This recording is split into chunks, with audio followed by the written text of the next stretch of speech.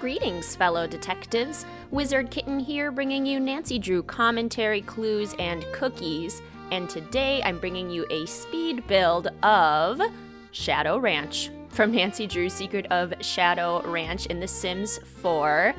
I was a little bit intimidated when I started this build. I was a little worried that it would be really complicated, but I think this is actually my favorite Sims 4 speed build that I've done from a Nancy Drew inspired lens so far. I really like how it turned out. It starts off here with me looking at different angles from kind of that main living room area and then the kitchen area where Shorty cooks. So I had to break this video up into two different parts because it took me about 4 hours total to do the entire video, to do the entire build. So then when I tried to put it all into one video, it was just too long. And when I tried to speed it up, then my computer couldn't handle that kind of file. So we're going to make this a two-parter. This part mostly will include this inside living area and then the kitchen. So the two main indoor areas that Nancy sees.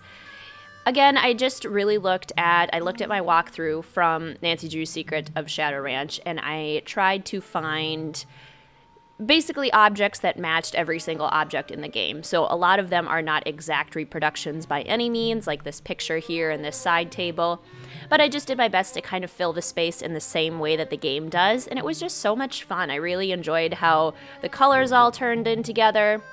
And I especially enjoyed when I got to actually expand the ranch house, because in the game we only see the living room and the kitchen, but obviously there needs to be bathrooms somewhere and bedrooms. So I got to kind of take the style of the game and apply it to areas in the house that we haven't actually seen. So I got to make the bedrooms in a style that I thought made sense, and I got to make the bathrooms. I give them a little laundry nook. So that was a whole lot of fun. I'm really glad too that I downloaded the Strangerville pack shortly before doing this build, because I did end up using a lot of items from Strangerville. That desert world, and all of that desert aesthetic just worked really nicely. I didn't build this in Strangerville though. I built it in Oasis Springs, just the base game world.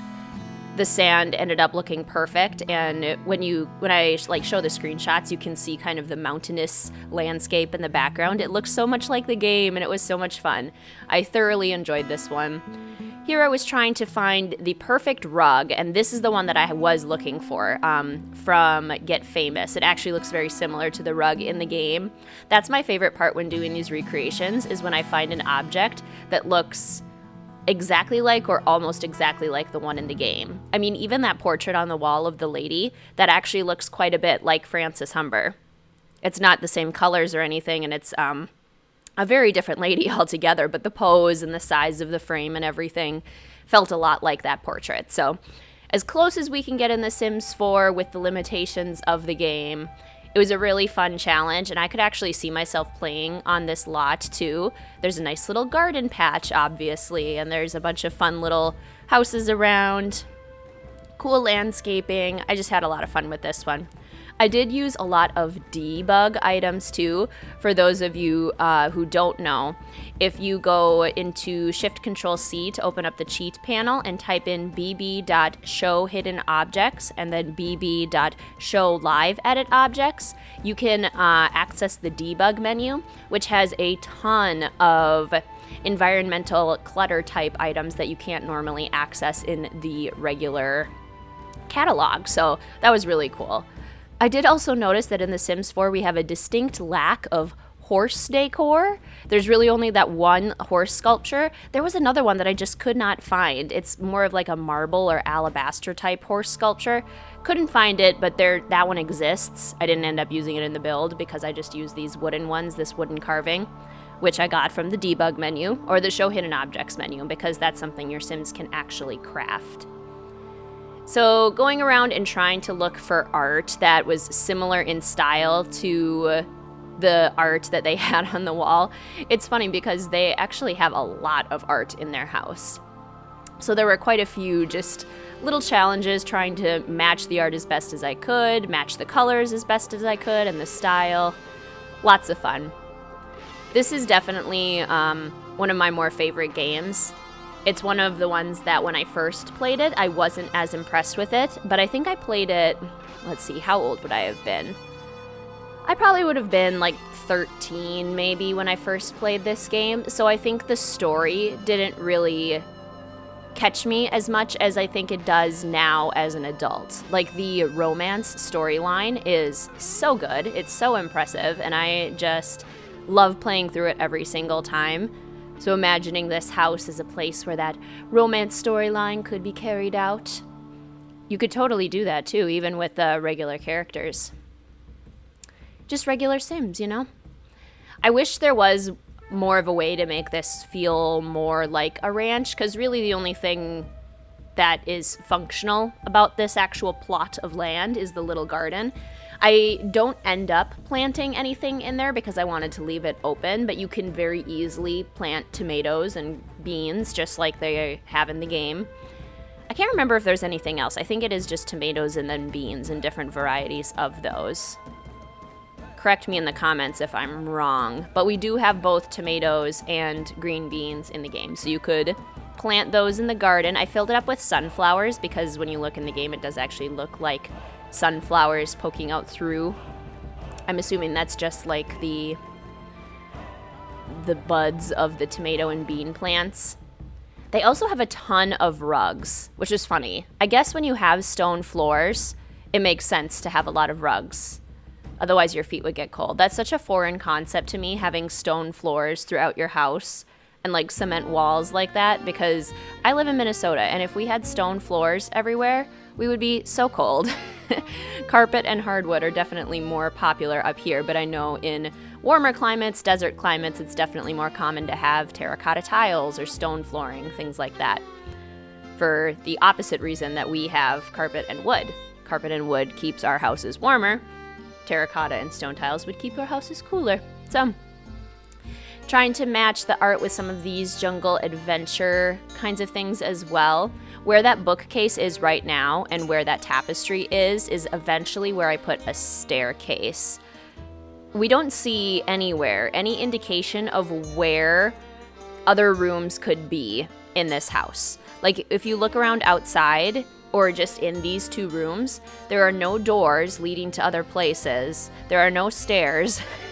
So I kind of had to imagine where on earth those would be in order to get to the other spaces that this house needed to have. I mean, there needed to be bedrooms and there needed to be bathrooms. You can't just not have those in the house, especially since we know for a fact that they exist because Uncle Ed and Aunt Bet talk about the snake in their bedroom. So we know it has to be there somewhere.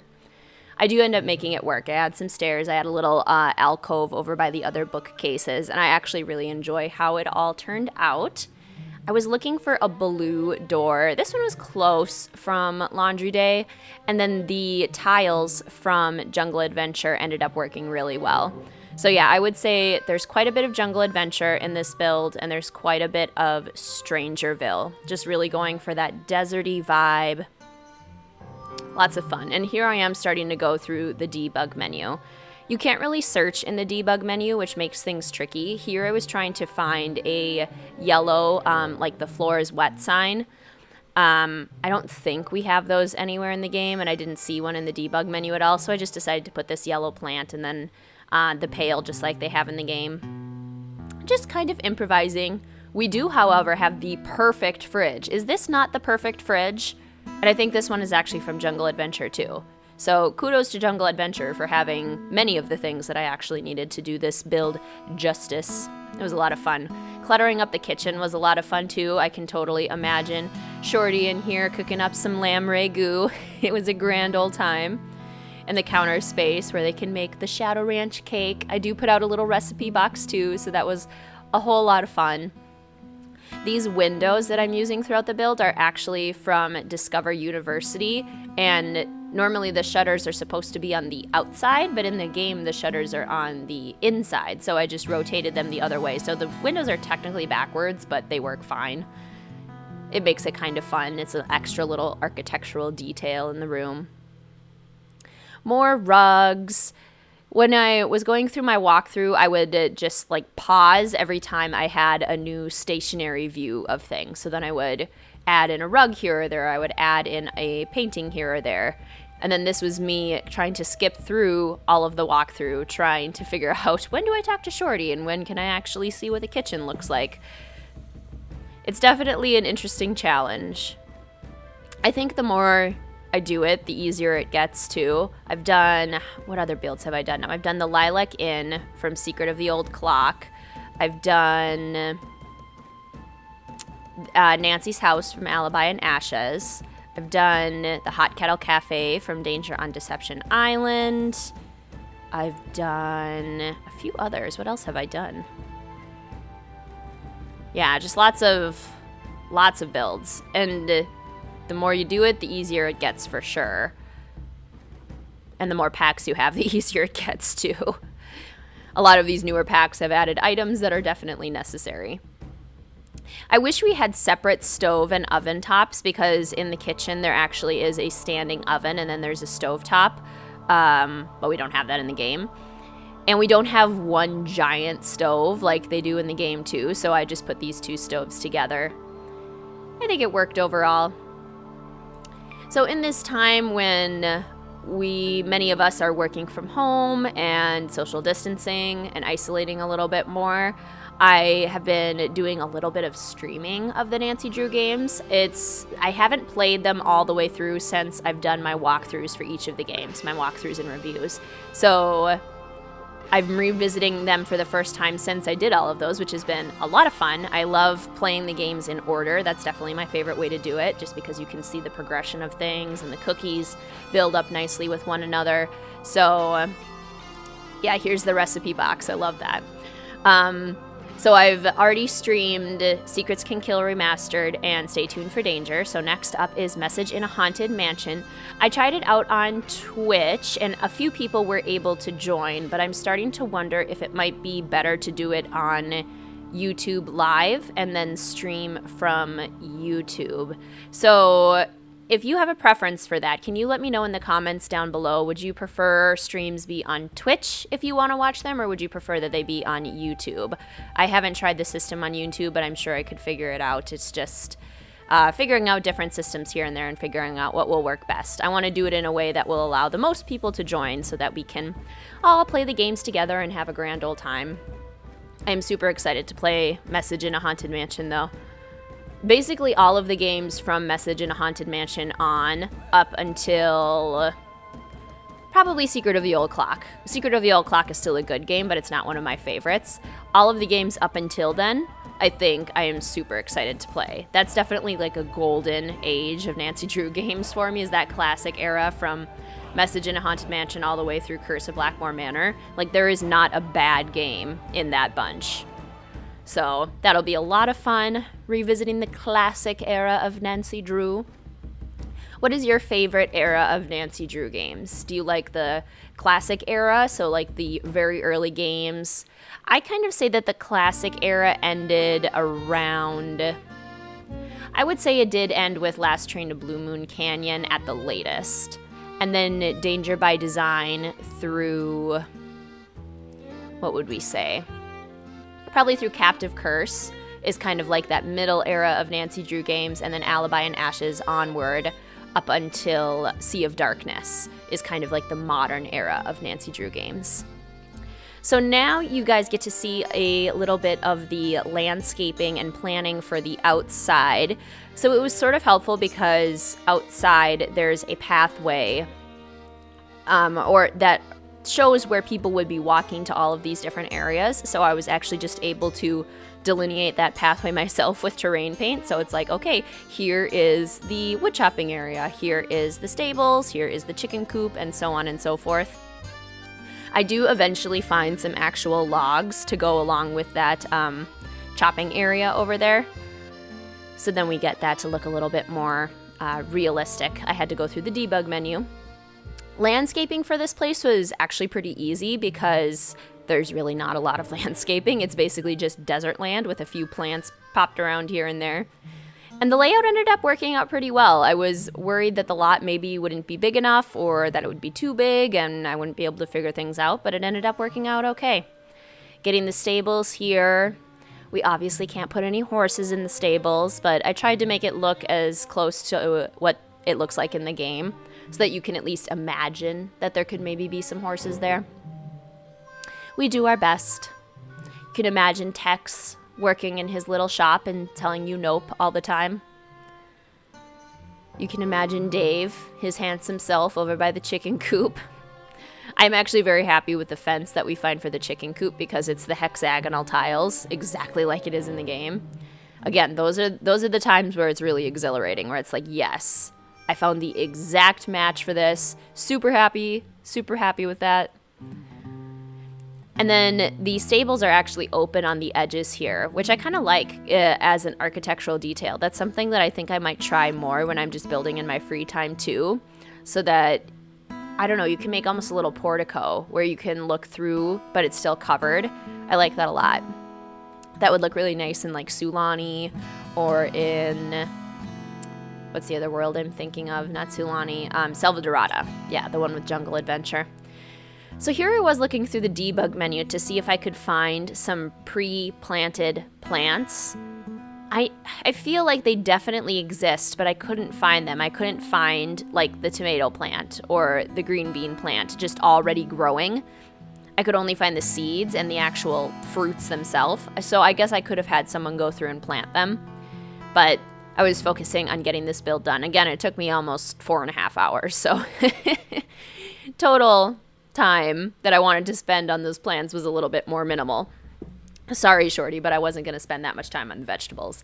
But I do eventually find the sunflowers to put in there, some crates and clutter and debug items, just trying to fill in the space and make it look as lived in as possible. This is a great location in the games. I think it's just very real feeling. It feels very cohesive. There's lots of details. There's lots of things to look at, so I really enjoy this one. What are your guys' favorite game locations? Like if I were to build more places, what would you think? I know I've gotten requests for the Golden Gardenia in Message in a Haunted Mansion, which is beautiful and a stunning location. It's intimidating, but it definitely could happen. That's definitely something I could tackle one day. I've gotten requests too for Blackmore Manor, which similar thing, like beautiful build, one of my favorite locations, absolutely, but intimidatingly big. Same with Waverly Academy. Many of you know Warnings that Waverly Academy is my favorite game, and so I would love to execute that in The Sims 4, but man, that would be a big build. And this fence is in the debug menu, and it's actually free. You don't have to pay for anything in the debug menu. So then I was able to just kind of move it all the way around, connect the pieces. Another annoying thing with the debug menu is that you can't copy the items, so I couldn't like eyedropper those fences. I had to look for them every single time.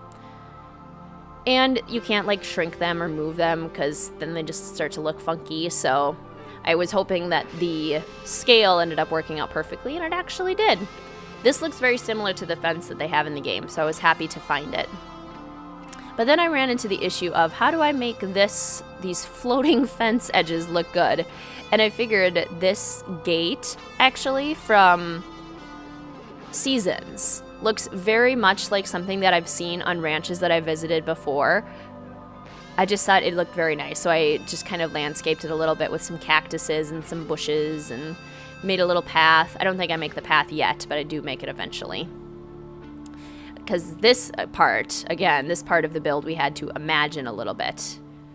Sometimes when you do move objects, some of the objects float away. So those jars there, you noticed, floated away. At some point, the couch in the corner that is supposed to represent kind of the blanket chest, that corner chest that has Sheriff Humber's journal, that drifts away randomly into the kitchen at some point. I don't know when it happens. Oh, it happened right there. That's actually when it happened, when I added the fireplace. That's hilarious. Yeah, it just kind of zooms away out of space. The mystery of the zooming couch, of the zooming corner couch. Adding a little bit of landscaping here. But we're starting to come to the place where this part will end, and then part 2 will focus more on finishing the outside, finishing the small buildings around the build, and then adding on the parts of the house that we don't get to see in the game, which is probably my favorite part to do. That's a lot of fun.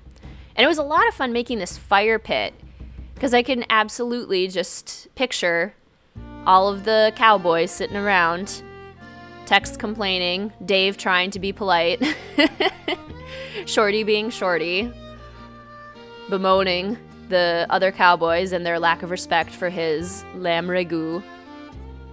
I just love it. The characters in this one are so fantastic. They feel really fully fledged, real people.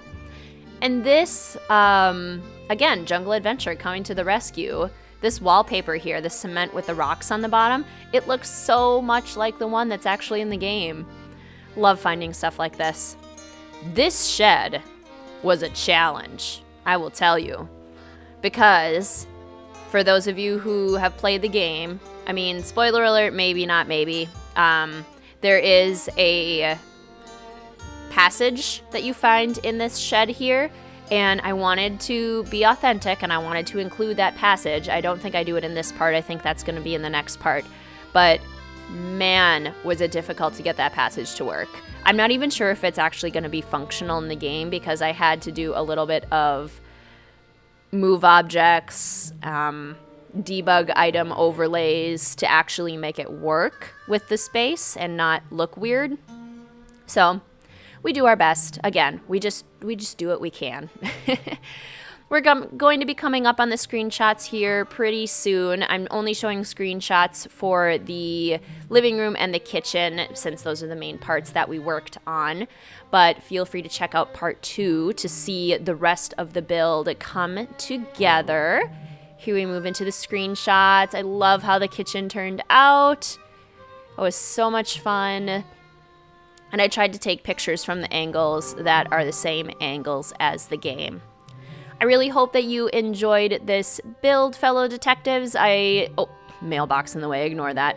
I absolutely love the love that you guys have for these builds. It's really exciting and makes it so much fun to present them to you. So thank you so much for watching. Thank you so much for enjoying, and I will see you soon.